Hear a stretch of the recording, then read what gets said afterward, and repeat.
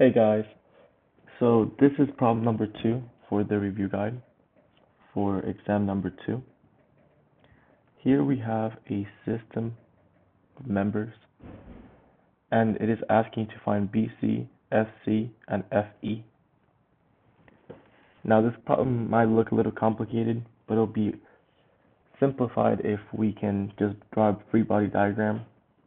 And also reading the question thoroughly is one of the most important things that we can do in this particular problem, because at the end it gives you a hint. Now without that hint, it'll be way more complicated to solve the problem. So it's very important that you read everything before you even start, okay? So I drew the free body diagram right here for you guys already.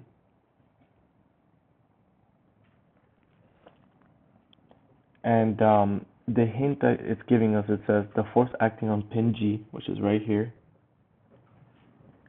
is directed along member GD. Now the reason this is important is because if it didn't tell you this, then what would happen is you would have a force here, which would be GY, and a force here would be GX. There's two unknowns. But by them telling you that the direction along the G is directed along GD, that brings it from two unknowns to one unknown. Okay? So the first step to solving the problem after you have your free body diagram is figuring out where you want to start, obviously. So here you can see that you have two unknowns at A. Therefore, we want to start at point A, find the moment at point A. So let's do that. So moment at point A, remember, is the distance times the force. We're going to start from right to left, from left to right. So the first force here is 2250, and these are all 10 feet, as you guys can see right here. Now you ask yourself, if the force is going down, is that rotating clockwise or counterclockwise? The answer for this one is clockwise, therefore it's going to be negative. Then we move to the next one. It's going to be negative again because it's clockwise, so it's going to be 900 times the distance, which is 20. This is 10.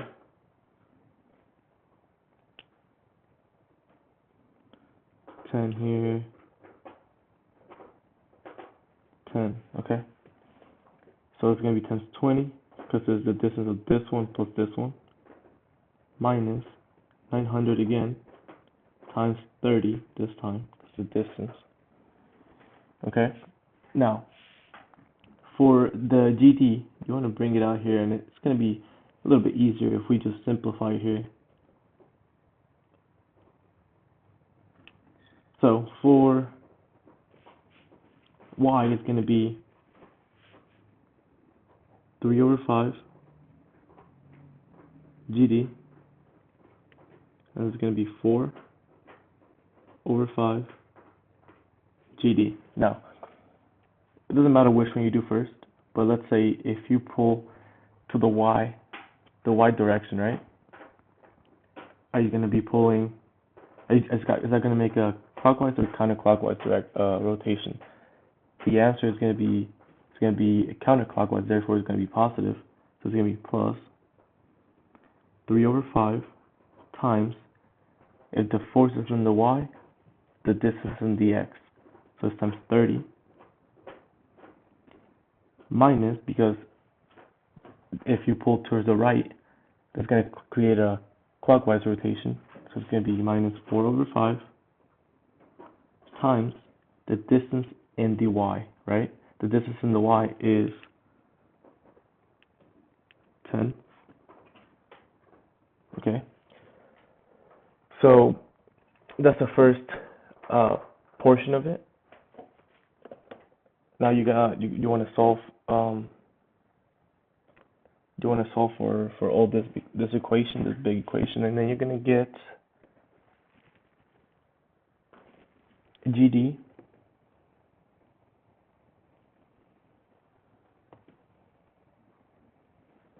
is equal to 6750. Okay, and keep in mind that this is pounds. Alright, so let's highlight that.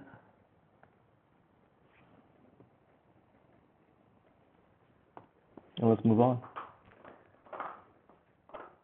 Alright, next we want to find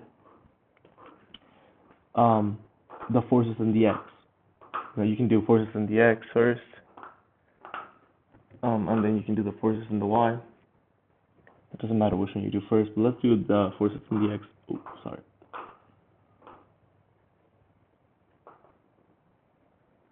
Forces in the x.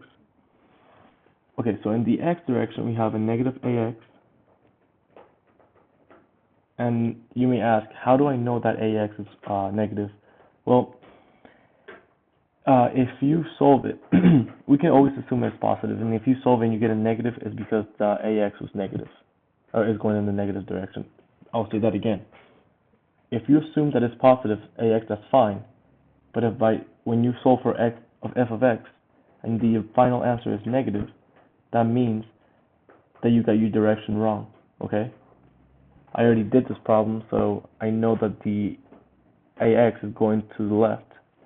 Okay, so therefore it's going to be a negative ax, and the only other thing that's pointing to the x is going to be positive 4 over 5.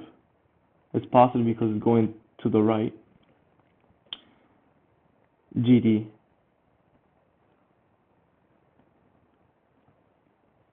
Okay.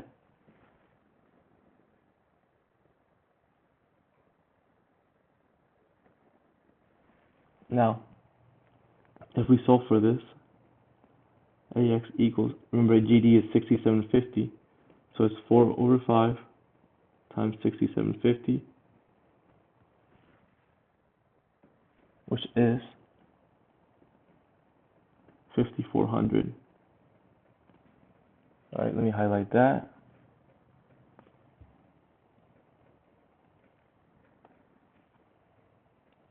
Okay. Now we're going to solve for the y. Now you may ask yourself, why are we solving for the x, the y, and all this if they're not even asking us for that?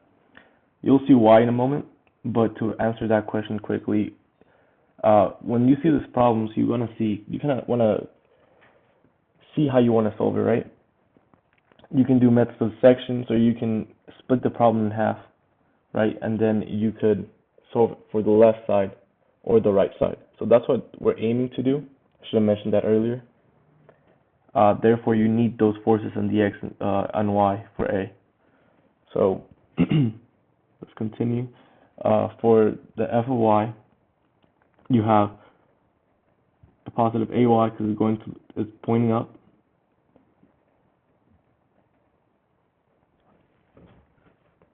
plus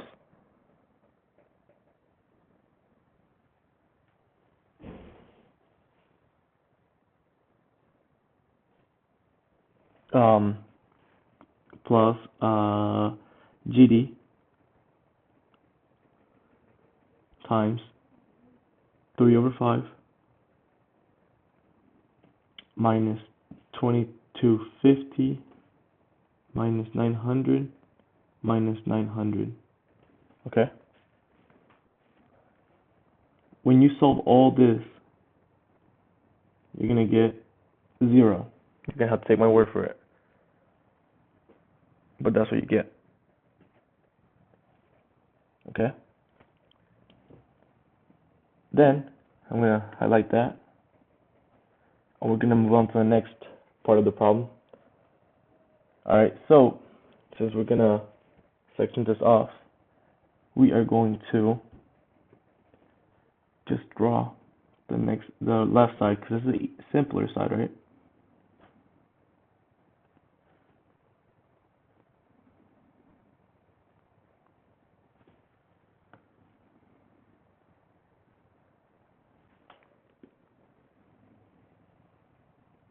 Let me label everything for you guys.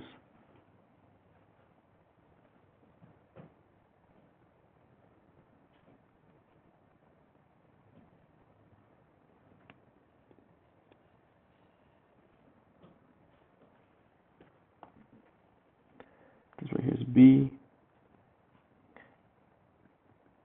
This is C. This is E. This is P1, which is 2250. This distance is going to be 10.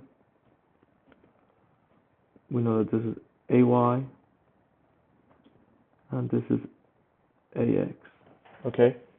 So now we have this. So now we can solve for the next part of the problem. Okay? So now we're going to start where and ask yourself, where are the most unknowns? Well, the most unknowns right here are at, what is this, F? At F. I should probably have to label it. Okay? So we're going to start at F. And we're going to find the moment about F.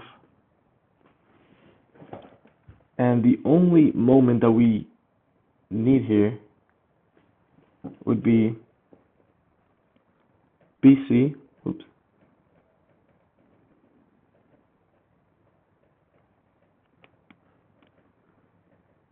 BC times the distance, which is 10. Right? That's going to be negative.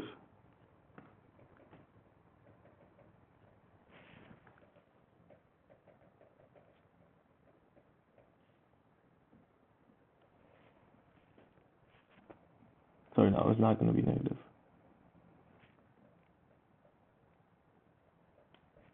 Well, it doesn't matter. Here, 0.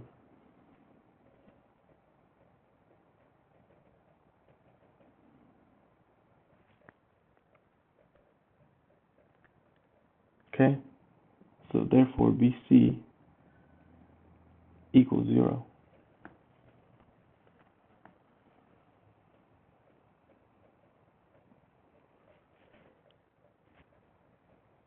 Okay? The reason is because AY will be multiplying AY times 10 too, right?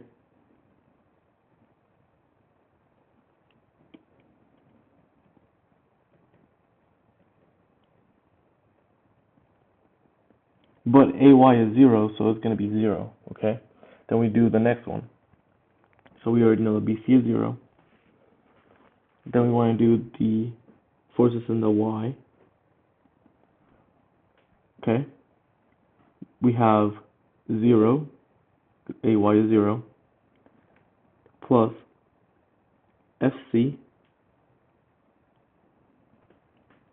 and FC is at a 45-degree angle. And the reason I know this is because if you take a look right here in the original diagram, this is a 90-degree angle, and this cut right through the middle. So we're going to assume it's a 45-degree angle.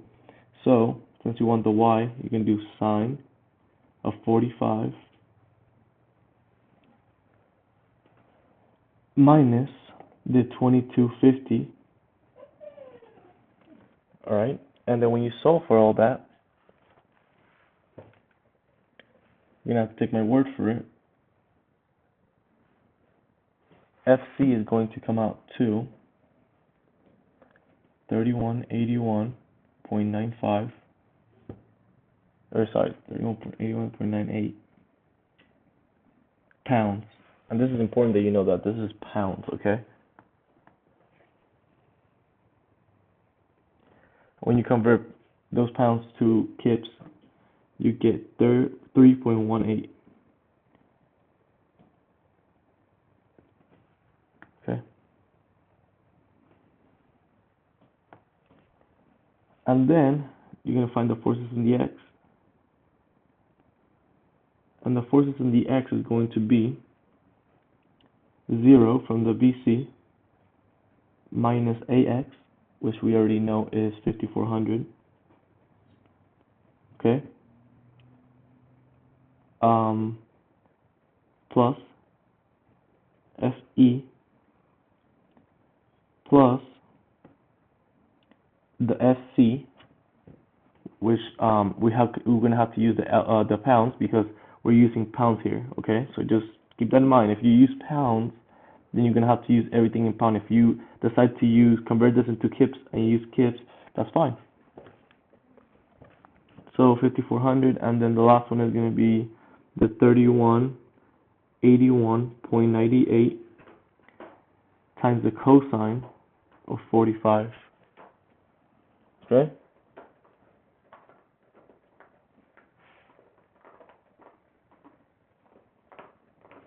Alrighty. This comes out to, again, you're going to have to take my word for it, but it's 3150 pounds or 3.15 kips.